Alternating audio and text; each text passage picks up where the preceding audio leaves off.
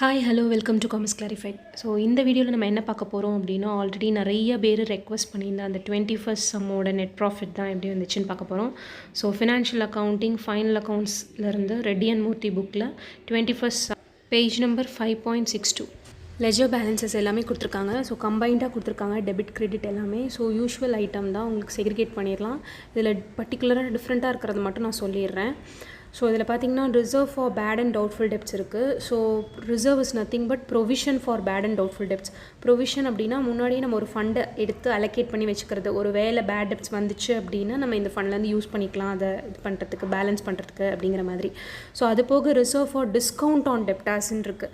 What is mean by discount on debtors? Discount on டெப்டாஸ்னால் கடனை கொடுக்கறதுக்கு, அவங்கள என்கரேஜ் பண்ணுறதுக்கு நம்ம கொடுக்குற டிஸ்கவுண்ட்டு, அதுக்கு ரிசர்வ். ஓகேங்களா? மித்த எல்லாமே யூஸ்வலாக நம்ம போடுறது தான். So provision for discount on bad and doubtful debts தெரியணும் அப்படின்னா கிளியராக தனியாக ஒரு வீடியோ போட்டிருக்கேன், அதை போய் செக் பண்ணி பாருங்கள். கீழே டிஸ்கிரிப்ஷன் பாக்ஸில் கொடுக்குறேன். அட்ஜஸ்ட்மெண்ட்ஸ் க்ளோசிங் ஸ்டாக் போட்டுருவீங்க. Provide following outstanding. So outstanding எல்லாமே ஆட் பண்ணிடுவோம். அவுட்ஸ்டாண்டிங் அப்படின்னா பெண்டிங், இன்னும் பே பண்ணலை, கட்டணும் அப்படின்னு. இதில் வந்து டைரக்ட் எக்ஸ்பென்சஸ் எதெல்லாம், இன்டைரக்ட் எக்ஸ்பென்சஸ் எதெல்லாம் அப்படின்னு சொல்லிட்டு செக்ரிகேட் பண்ணிடுங்க. வேஜஸ் மட்டும்தான் நம்மளோடது வந்து டைரக்ட் எக்ஸ்பென்சஸில் வரும், மித்தது எல்லாமே இன்டைரக்ட். டைரக்ட் எக்ஸ்பென்சஸ்னால் என்ன? மேனுஃபேக்சரிங்கில் டைரெக்டாக இன்வால்வ் ஆகிருக்கிற செலவு எல்லாமே டைரக்ட் எக்ஸ்பென்சஸ்.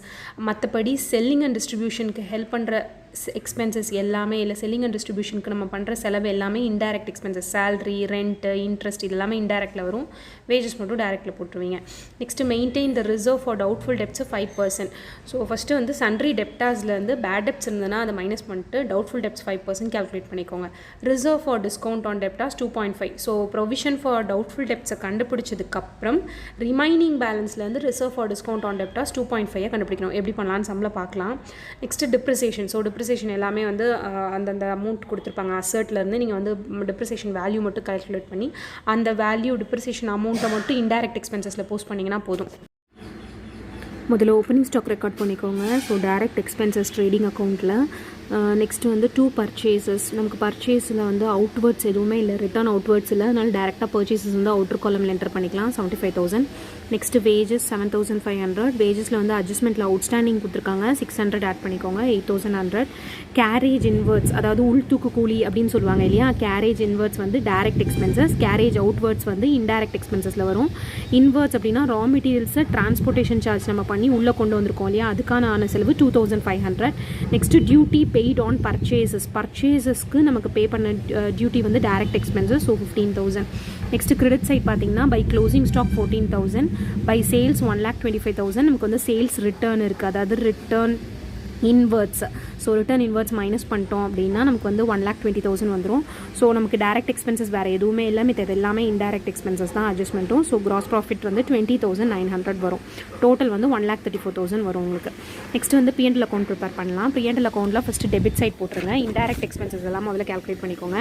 ஸோ இதில் வந்துட்டு அட்ஜஸ்ட்மெண்ட்டை முதல்ல முடிச்சிடலாம். 2 salaries 4,400 லெஜர் பேலன்ஸ் இருக்குது. அதோட அவுட்ஸ்டாண்டிங் salaries ஆட் பண்ணிக்கோங்க 400, 4,800. 2 ரெண்ட் 2,750 கொடுத்துருக்காங்க. அட்ஜஸ்ட்மெண்ட்டில் outstanding rent 250, so 3,000. Next travelling expenses adjustment இல்லை, அப்படியே போஸ்ட் பண்ணிக்கலாம். போஸ்டேஜ் அண்ட் டெலகிராம் அட்ஜஸ்ட்மெண்ட் இல்லை, அப்படியே பண்ணிக்கலாம். கேரேஜ் அவுட்வர்ட்ஸ், அதாவது வெளி தூக்கு கூலி. கேரேஜ் அவுட்வர்ட்ஸ் எப்போ பண்ணுவோம்? நம்ம வந்து ஃபினிஷ்டு ப்ராடக்டாக ஆனதுக்கப்புறம் தானே பொருளை வந்து கம்பெனிலேருந்து வெளியே கொண்டு போவோம், அதுக்கு தானே டிரான்ஸ்போர்ட்டேஷன் சார்ஜ் கொண்டு போவோம். ஸோ அப்போ கேரேஜ் அவுட்வர்ட்ஸ்னால் ஆட்டோமேட்டிக்காக அது வந்து இன்டைரக்ட் எக்ஸ்பென்சஸில் வந்துடும். கேரேஜ் இன்வெர்ட்ஸ் அப்படின்னா ரா மெட்டீரியல்ஸ் பர்ச்சேஸ் பண்ணும்போது தான் உள்ளே வரும் டிரான்ஸ்போர்ட்டேஷன் சார்ஜ், அதனால் அது வந்து டைரக்ட் எக்ஸ்பென்சஸ். மேனுஃபேக்சரிங்கில் இன்வால்வ் ஆகிருக்கிற செலவு எல்லாமே டைரக்ட் எக்ஸ்பென்சஸ். ஸோ அதை போஸ்ட் பண்ணிக்கோங்க. இன்ட்ரெஸ்ட் பெய்டு 375 கொடுத்துருக்காங்க. அவுட்ஸ்டாண்டிங் இன்ட்ரெஸ்ட் வந்து 75, ஸோ 450. நெக்ஸ்ட் வந்து 2 general charges, general expenses 900. So இந்த பேட் டெப்ட்ஸ் வந்து ஓல்டு பேட் டெப்ட்ஸ். இது வந்து லெஜர் பேலன்ஸில் இருக்கிற பேட் டெப்ட்ஸு. இன்கேஸ் அட்ஜஸ்ட்மெண்ட்டில் பேட் டெப்ட்ஸ் கொடுத்துருந்தாங்கன்னா அதுதான் நியூ பேட் டெப்ட்ஸ். ஸோ அட்ஜஸ்ட்மெண்ட்டில் கொடுத்துருந்தா தான் சன்ட்ரி டெப்டாஸ்லேருந்து மைனஸ் பண்ணி ப்ரொவிஷன் கண்டுபிடிக்கணும். நமக்கு வந்து அட்ஜஸ்ட்மெண்ட்டில் பேட் டெப்ட்ஸ் எதுவுமே இல்லை, அதனால் இந்த பேட் டெப்ட்ஸை நான் டேரெக்டாக அவுட்டர் காலமில் 300 போஸ்ட் பண்ணிக்கிறேன். ஸோ இங்கே நியூ, அதாவது to provision for new bad and doubtful debts. அது வந்து 500ன்னு கண்டுபிடிச்சிருக்கோம். எப்படி இந்த 500 வந்துச்சு அப்படின்னா, சன்ட்ரி டெப்டாஸ் வந்து உங்களுக்கு கொடுத்துருக்காங்க இல்லையா 10,000, அதில் 5% அட்ஜஸ்ட்மெண்ட்டில் கொடுத்துருக்க ப்ரொவிஷன் கேல்குலேட் பண்ணிங்கன்னா 500 வரும். ஏன் மேம் இது ரெண்டையும் மைனஸ் பண்ணுறோம் அப்படின்னா, கீழே டிஸ்கிரிப்ஷனில் ப்ரொவிஷன் வந்து டீட்டெயிலாக கொடுத்துருக்கேன், அந்த வீடியோ போய் பாருங்கள்.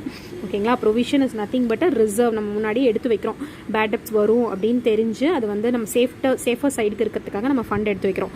போன வருஷமும் எடுத்து வச்சிருந்தோம். ஸோ அந்த அமௌண்ட்டை இந்த வருஷம் மைனஸ் பண்ணிடணும். கரண்ட் இயர் தான் நம்ம வந்து இன்க்ளூட் பண்ணணும் எக்ஸ்பென்சஸில். So new provision for bad and debts 500 minus old provision for bad and debts. Old provision வந்து நமக்கு லெஜர் பேலன்ஸ்லேயே கொடுத்துருந்தாங்க 400 அப்படின்னு சொல்லிட்டு, அதை மைனஸ் பண்ணிக்கோங்க. ஸோ அப்போ பர்டிகுலர் இயருக்கு வந்து 100 மட்டும்தான்.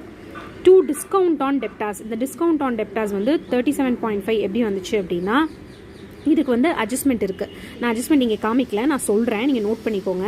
அதாவது சன்ட்ரி டெப்டாஸில் வந்துட்டு 10,000 இல்லையா, 500 ப்ரொவிஷன் போனதுக்கப்புறம் 2.5 வந்து நம்ம provision for discount on debtors calculate பண்ணோம். அதாவது 9,500 10,000 சன்ட்ரி டெப்டாஸ், அதுலேருந்து நியூ ப்ரொவிஷன் வந்து 500 லெஸ் பண்ணிட்டீங்க அப்படின்னா பேலன்ஸ் ஷீட்டில் போடும்போது ரிமைனிங் வந்து 9,500 இருக்கும். அந்த 9,500க்கு 2.5% டிஸ்கவுண்ட் ஆன் டெப்டாஸ் அட்ஜஸ்ட்மெண்ட்டில் கொடுத்துருந்தா 2.5% கேல்குலேட் பண்ணணும். 9,500க்கு போட்டிங்க அப்படின்னா யூ வில் பி கெட்டிங் 237.5 வரும், 50 பைசே வரும். இதுக்கப்புறம் இங்கே எப்படி மேம் 37 வந்துச்சு அப்படின்னா, நமக்கு ஏற்கனவே லெஜர் பேலன்ஸில் ஓல்டு ரிசர்வ் வேறு இருந்தது. அப்போ ஓல்டு ரிசர்வை இதுலேருந்து டிடெக்ட் பண்ணணும் நியூ ரிசர்வ்லேருந்து. ஓகேங்களா. New reserve 237.5, old reserve minus 200 பண்ணிங்கன்னா 37.5 வரும். ஸோ அட்ஜஸ்ட்மெண்ட் பண்ணாமல் டேரெக்டாக நான் வந்து அமௌண்ட் வந்து இங்கே இன்க்ளூட் பண்ணியிருக்கேன், நீங்கள் இன்க்ளூட் பண்ணிக்கோங்க அட்ஜஸ்ட்மெண்ட்டை. Depreciation on building 250, depreciation on machinery 250. So எல்லாமே வந்து டிப்ரிசியேஷன் ஆன் பில்டிங் வந்து